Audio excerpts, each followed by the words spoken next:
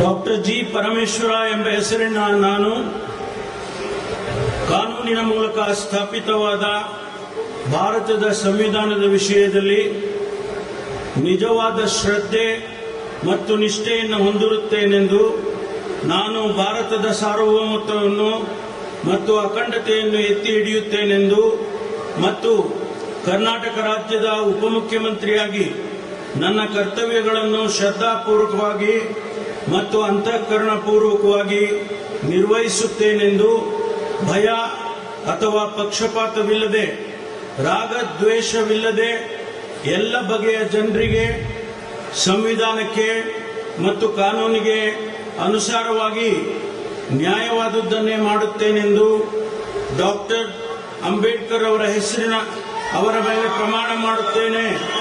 ಶ್ರದ್ಧಾಪೂರ್ವಕವಾಗಿ ಪ್ರತಿಜ್ಞೆ ಮಾಡುತ್ತೇನೆ.